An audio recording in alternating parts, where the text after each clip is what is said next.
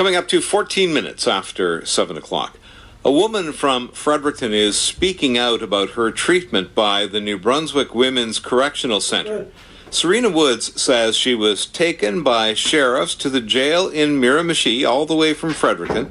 When she got there, she was not imprisoned. She was released, but she didn't have a ride back home. Woods says staff told her she couldn't stay at the jail because it's, quote, not a motel, end quote. She eventually made it back to Fredericton after a cold and frightening 24 hours. CBC's Catherine Harrop spoke with Serena Woods, and just a caution, if you have little ones within listening distance of the radio, there is some strong language in this interview.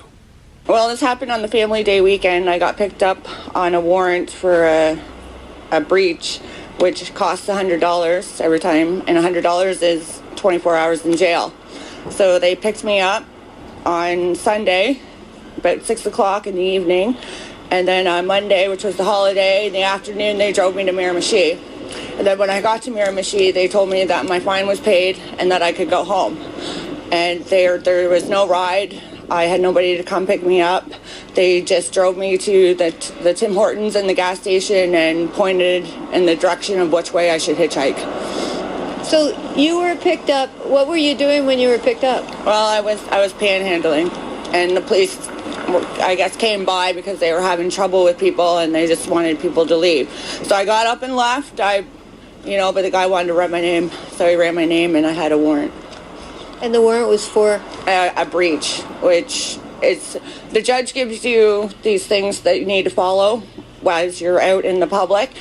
And the one breach was my own fault, and the second one I can tell you was not my fault. The guy that I needed to live with so I could get out of jail went into the police station and told them that he didn't know me. So that was that breach.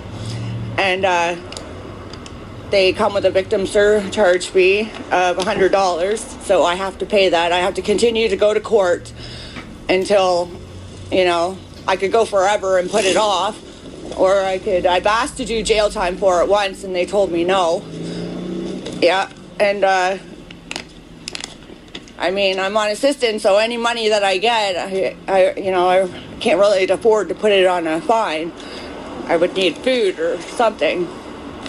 So they pick you up. They hold you. Where'd they hold you on Saturday night? On Sunday, they held me here in Fredericton because they got picked up at the Superstore. They held me here in Fredericton until Monday afternoon when the sheriffs came and drove me to Miramichi. And then I got to Miramichi about after 4 o'clock. So technically businesses and everything were closed, and it was a Family Day holiday. So there was nothing open, no buses, no anything. So tell me what went through your mind when they said... I was like, holy shit, you're just going to let me out into someplace I don't even know, a woman out and tell me to hitchhike. Give me a Google map and leave me to my own devices. They gave you a Google map? They gave me a Google map to tell me on which way to go, which way to hitchhike. They told me they couldn't keep me because it wasn't a hotel. And I would have gladly stayed the one extra night just to get a ride home, shackled and everything. But no, they basically told me it wasn't a hotel and I needed to go home. Then they gave me a ride to the gas station and that was it. I didn't get home until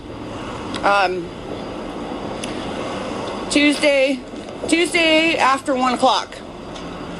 So what happened after they dropped you off at the Shell station? Well, I sat there and wondered, what the hell? What am I going to do?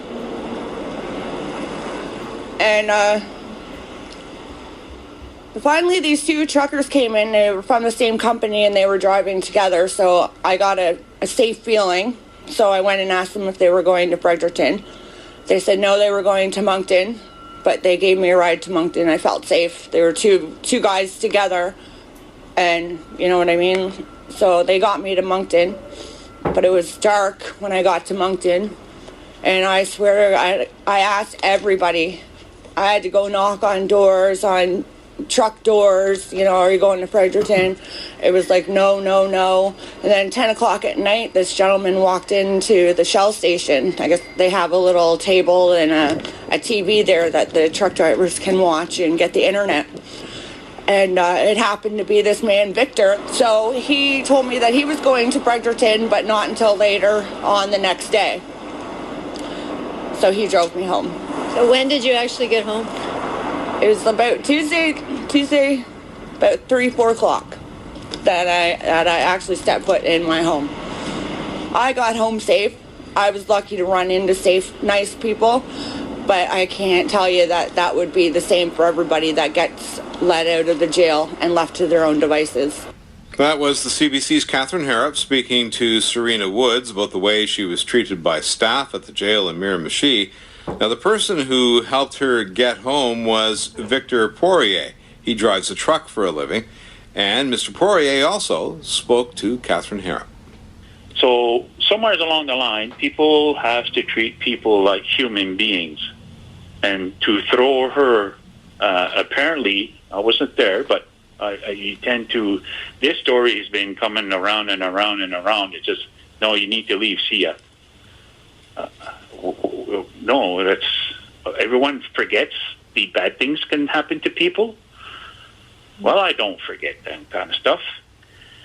You can call me anything you want. I don't care. But I do believe out west there's a lot of people are, where are these women that are disappearing? What happened?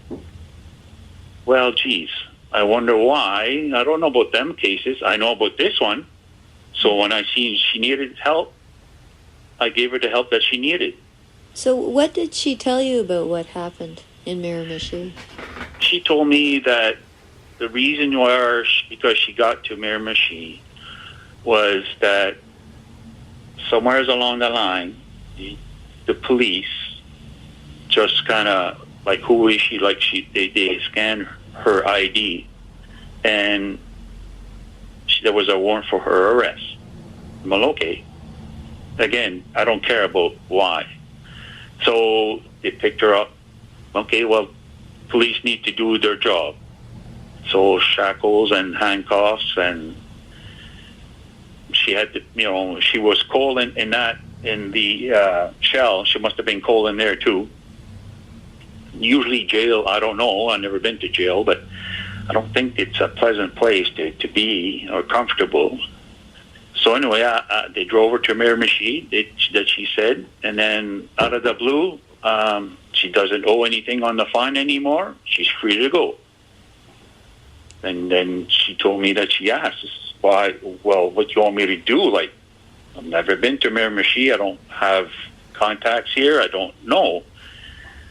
And what she told me, that I think it could be the sheriff. Apparently he was a big guy, or I don't know what you consider big, but close to 6 feet and, you know, 200 something pounds. It's not small. That he said, she told me, this is not a motel. You got to leave. And pointed to that direction. He told me, he pointed to that direction as well. That's how you go to Fredericton. And you can't stay. You need to leave now. So basically, they kicked her out in the street. That was the CBC's Catherine Harrop speaking to Victor Poirier. Now, Catherine contacted the Department of Justice and received an email response. The department cannot comment on individual cases. However, the spokesperson wrote, and I'm quoting now, "Once the offender has served their sentence, they are released from the corrections facility. Transportation, upon release, is the responsibility of the offender. Staff of the corrections facility will support the offender in their responsibility to arrange planning for transportation and housing by connecting them with family or community resources. The correctional facility will transport the released person to a central public transportation location within the community, for instance, to a bus station, if there is no other transportation plan developed. And as Catherine pointed out in her story, the central public transportation location in this case was a gas station. 23 minutes after 7 o'clock.